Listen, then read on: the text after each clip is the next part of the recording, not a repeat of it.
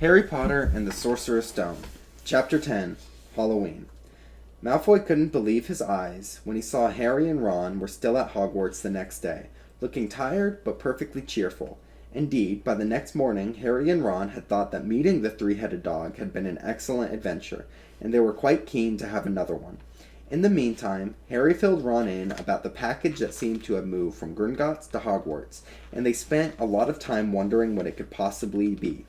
"It's either really valuable or really dangerous," said Ron. "Or both," said Harry. But as all they knew for sure about the mysterious object was that it was about 2 inches long, they didn't have much of a chance of guessing what it was without further clues. Neither Neville nor Hermione showed the slightest amount of interest in what lay underneath the dog and the trapdoor. All Never cared about was never going near the dog again. Hermione was now refusing to speak to Harry and Ron, but she was a bossy know-it-all that they saw this as an added bonus.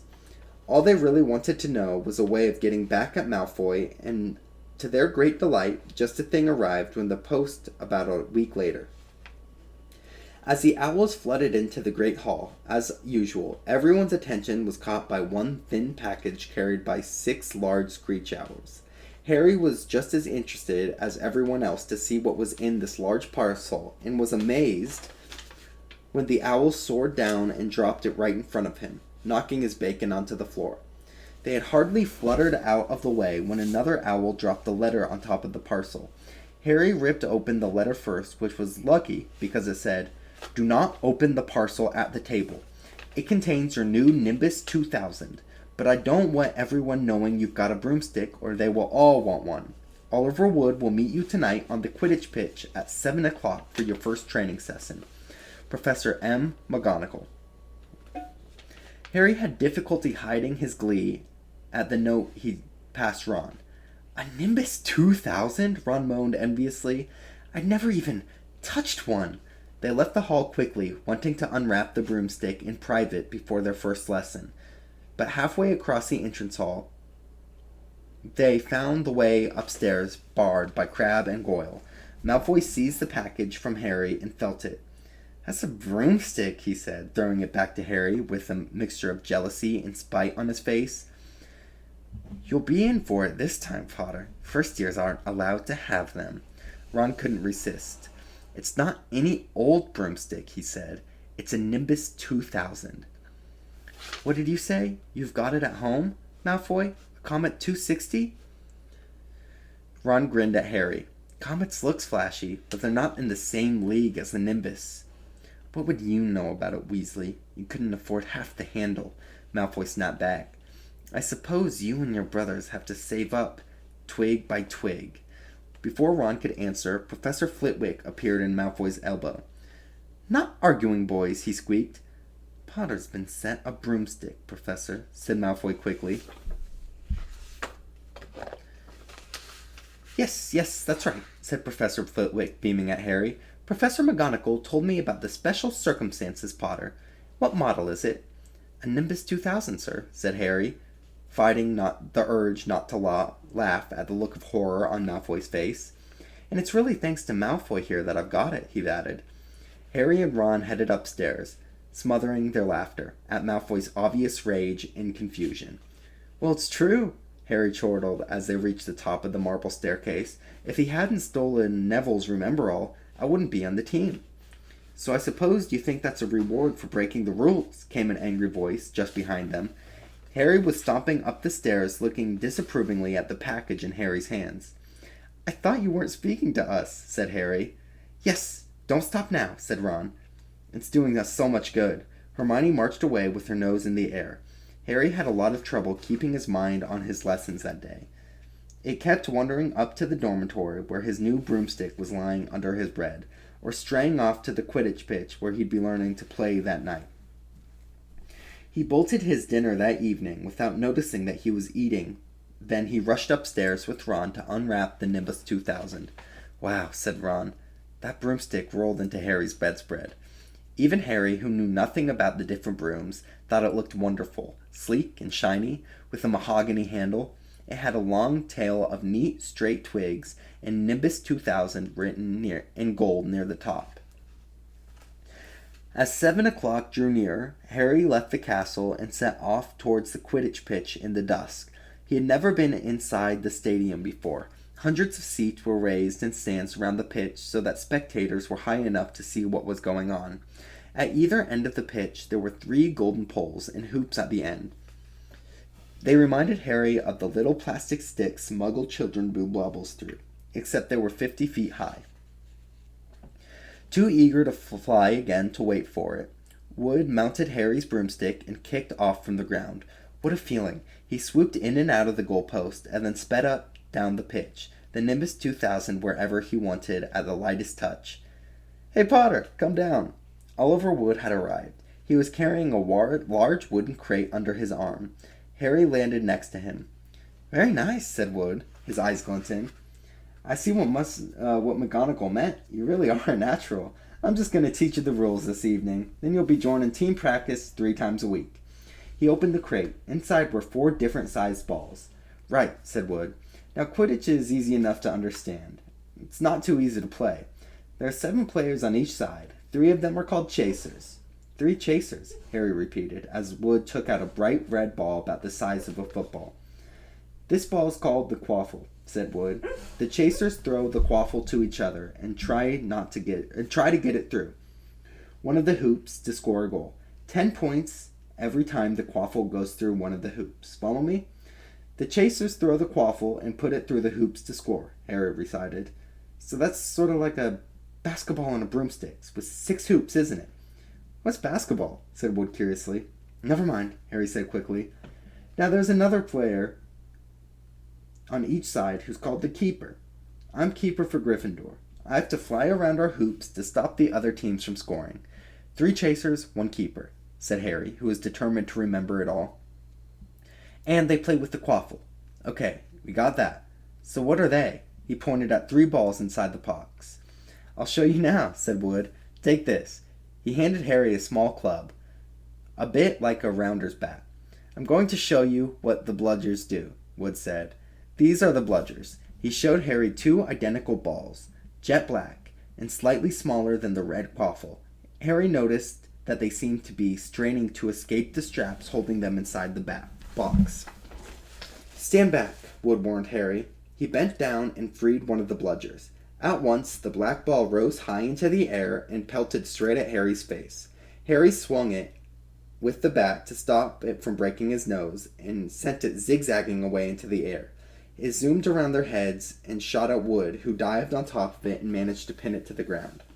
"See?" Wood panted, forcing the strangling bludger back into the crate and strapping it down safely. "The bludgers rocket around, trying to knock players off their blooms. That's why you have 2 beaters on each team. The Weasley twins are ours. It's their job to perfect the side from the bludgers and try to knock them towards the other team. So, you think you got that all? 3 chasers try to score with the quaffle, the keeper guards the goalpost, the beaters keep the bludgers away from their team," Harry reeled off. "Very good," said Wood. Have the bludgers ever killed anyone?" Harry asked, hoping he would sound offhand. "Never at Hogwarts. We've had a couple of broken jaws, but nothing worse than that. Now, the last member of the team is the Seeker, and that's you. And you don't have to worry about the quaffle or the bludgers, unless they crack my head open. Don't worry, the Weasleys are more than a match for the bludgers. I mean, they're like a pair of human bludgers themselves." Wood reached into the crate and took out the 4th and last ball. Compared with the quaffle and bludgers, it was tiny, about the size of a walnut. It was bright and gold. It had little fluttering silver wings. "This," said Wood, "this is the golden snitch, and it's the most important ball of the lot. It's very hard to catch because it's so fast and difficult to see. It's the Seeker's job to catch it. You've got to weave in and out of the chasers, the beaters, the bludgers, and the quaffle to get it before the other team's Seeker. Because whichever Seeker catches the snitch wins his team an extra 150 points. So they really always win. That's what Seekers get fouled so much. A game of Quidditch only ends when the snitch is caught, so it can go on for ages. I think the record is 3 months. They had to keep bringing on substitutes so the players could get some sleep." "Well, that's it. Any questions?" Harry shook his head. He understood all he had to do. It was doing it that was going to be the problem. "We won't practice with the snitch yet," said Wood, carefully shutting it back inside the crate. "It's too dark. We might lose it." "Let's try you out with a few of these." He pulled a bag of ordinary golf balls out of his pocket, and a few minutes later he and Harry were up in the air, Wood throwing the golf balls as hard as he could in every direction for Harry to catch. Harry did not miss a single one, and Wood was delighted. After about a half an hour, night had really fallen on them, and they couldn't carry on. "That Quidditch Cup will have our name on it this year," said Wood happily as they trudged back up into the castle. "I wouldn't be surprised if you turn out better than Charlie Weasley, and he could have played for England if he hadn't gone off chasing dragons." Perhaps it was because he was now so busy with Quidditch practice 3 evenings on top of all of his homework, but Harry could hardly believe it when he realized that it had already been Hogwarts at 2 months. The castle felt more like home than Privet Drive ever had. His lessons, too, were becoming more and more interesting, now that they had mastered the basics. On Halloween morning, they woke up to the delicious smell of baking pumpkin wafting through the corridors. Even better, Professor Flitwick announced in Charms that they were ready to start making objects fly, something they had all been dying to try since they'd seen him make Neville's toad zoom around the classroom. Professor Flitwick put the class into pairs to practice. Harry's partner was Seamus Finnegan, which was a relief, because Neville had been trying to catch his eye. Ron, however, was to be working with Hermione Granger. It was hard to tell whether Ron or Hermione was angrier about this. She hadn't spoken to either of them since the day Harry's broomstick arrived. "Now don't forget that nice wrist movement we've been practicing," squeaked Professor Flitwick, perched on top of his pile of books as usual. "Swish and flick. Remember, swish and flick. And saying the magic words properly is very important, too. Never forget Wizard Barfolo, who said S instead of F and found himself on the floor with a buffalo on his chest."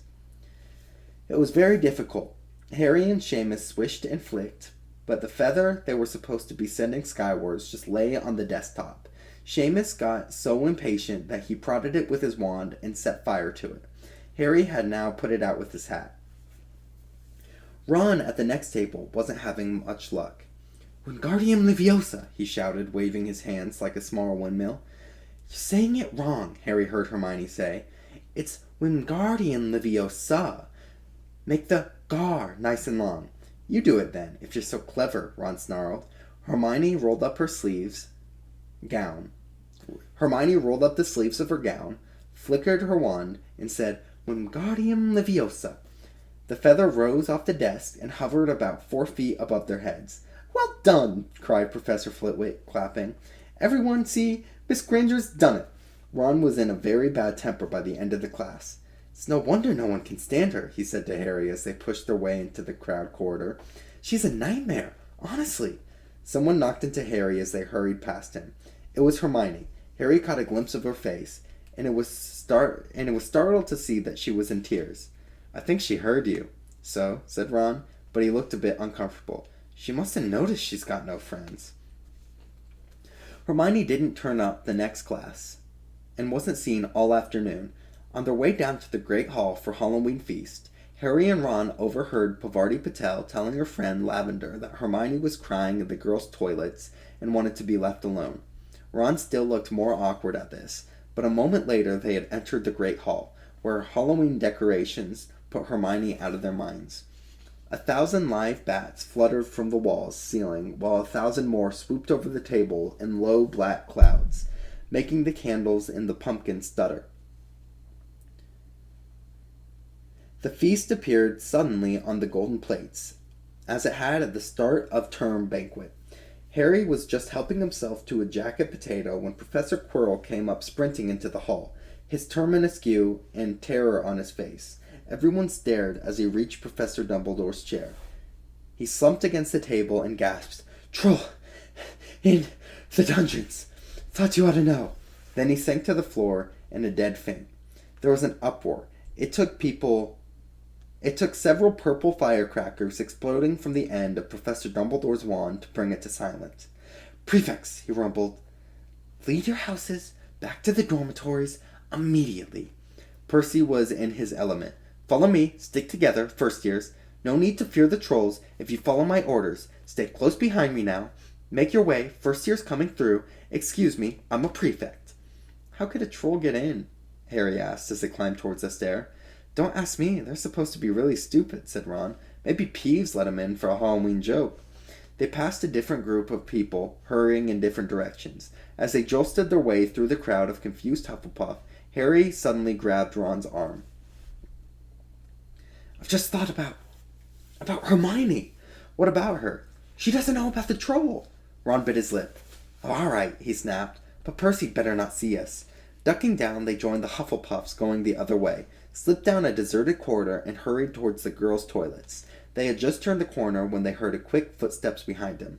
"Percy!" hissed Ron, pulling Harry behind a large stone griffin. Peering around it, however, they saw not Percy but Snape. He crossed the corridor and disappeared from view. "What's he doing?" Harry whispered. "Why is he down in the dungeons with the rest of the teachers?" "Search me." Quietly as possible, they crept along the corridor after Snape's fading footsteps. "He's heading for the 3rd floor," Harry said, but Ron held up his hand. "Can you smell something?" Harry sniffed, and a foul stench reached his nostrils. It was a mixture of old socks and the kind of public toilet no one seems to clean. And then they heard it. A low grunting and shuffling of footsteps of gigantic feet. Ron pointed at the end of the passage to the left. Something huge was moving towards them. They shrank into the shadows and watched as it emerged into a patch of moonlight. It was horrible. 12 feet tall, its skin was dull granite gray, its lumpy body with broad shoulders, and a small bald head perched on top like a coconut. It had short legs, thick as tree trunks, with a flat, horny head. The smell coming from it was incredible. It was holding a large wooden club, which dragged along the floor because its arms were so long. The troll stopped next to a doorway and peered inside. It wriggled its long ears, making up its tiny mind, then slouched slowly into the room. "The key's in the lock," Harry muttered. "What could lock in?" "Good idea," said Ron nervously. They edged towards the open door, mouths dry, praying that the troll wasn't about to come up off it. With one great leap, Harry managed to grab the key, slam the door, and lock it. Yes! Flushed with their victory, they started to run back up the passage, but as they reached the corridor, they heard something that made their heart stops. A high, petrified scream, and it was coming from the chamber they just locked up. "Oh no," said Ron, pale as a bloody baron. "It's the girls' toilets," Harry gasped. "Hermione," they said together. It was the last thing they wanted to do, but what choice did they have?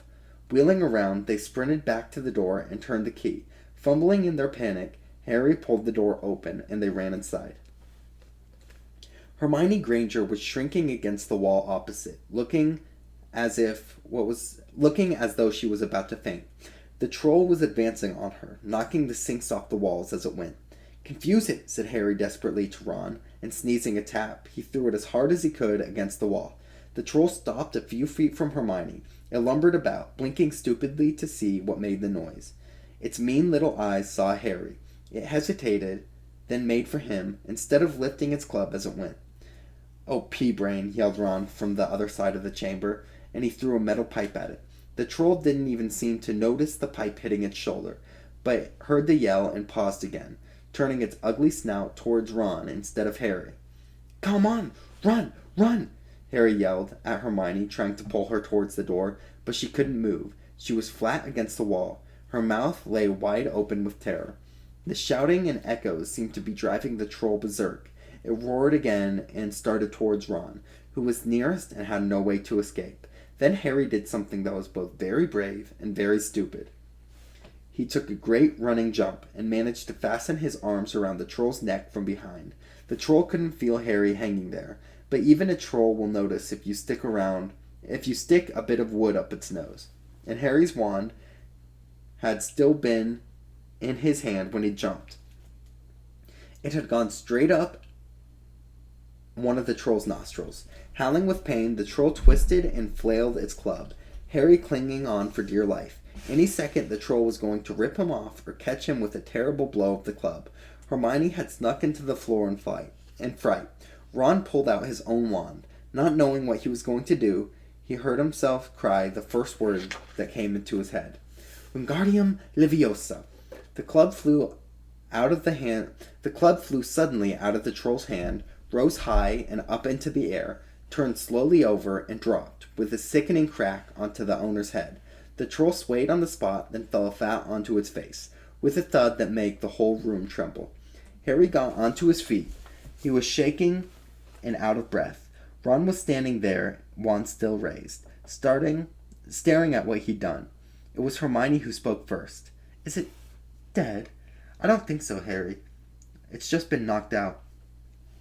He bent down and pulled his wand out of the troll's nose. It looked like it was covered in lumpy green glue.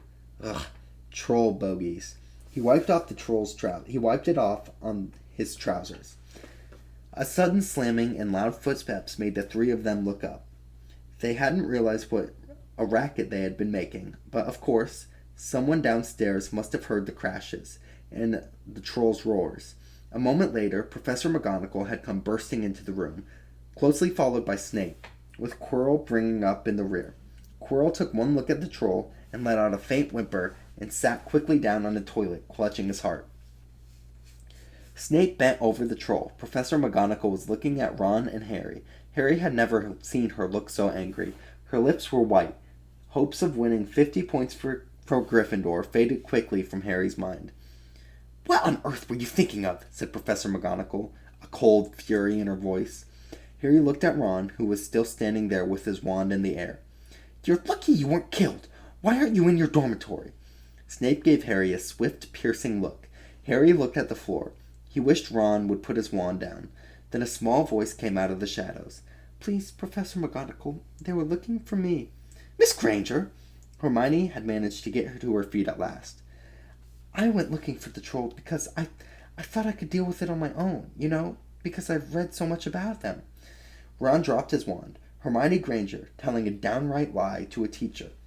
If they hadn't found me, I'd be dead by now. Harry stuck his wand up its nose, and Ron knocked it out with the club. They didn't have time to come and fetch anyone. It was about to finish me off when they arrived. Harry and Ron tried to look as though this story wasn't new to them. Well, in that case, Professor McGonagall, staring at all three of them, Miss Granger, you foolish girl, how do you think of taking on a mountain troll on your own? Hermione hung her head. Harry was speechless. Hermione was the last person to do anything against the teacher's rules, and there she was, pretending she had, to get them out of trouble. It was as if Snape had started handing out sweets. Miss Granger, 5 points will be taken for Gryffindor for this, said Professor McGonagall. I'm very disappointed in you. If you're not hurt at all, you'd better go off to the Gryffindor Tower. Students are finishing the feast in their houses. Hermione left. Professor McGonagall turned to Harry and Ron. Well, I'd still say you were lucky, but not many first years could have taken on a fully grown mountain troll. Each of you win Gryffindor 5 points. Professor Dumbledore will be informed of this. You may go. They hurried out of the chamber and didn't speak at all until they had climbed 2 floors up. It was a relief to be away from the smell of the troll, quite apart from anything else. We should have got more than 10 points, Ron grumbled. 5, you mean? She's taken 5 from Hermione. Could have her to get us out of trouble like that, Ron admitted. Mind you, we did save her. She might not have needed saving if we hadn't locked the thing in with her, Harry reminded them. They had reached the portrait of the fat lady. Pig snout, they said, and entered. The common room was packed and noisy. Everyone was eating food that had been set up. Hermione, however, stood alone by the door, waiting for them. There was a very embarrassed pause. Then, none of them looking at each other, they all said, thanks, and hurried off to get their plates. But from that moment on, Hermione Granger became their friend. There are some things you can't share without ending up liking each other, and knocking out a 12-foot mountain troll is one of them.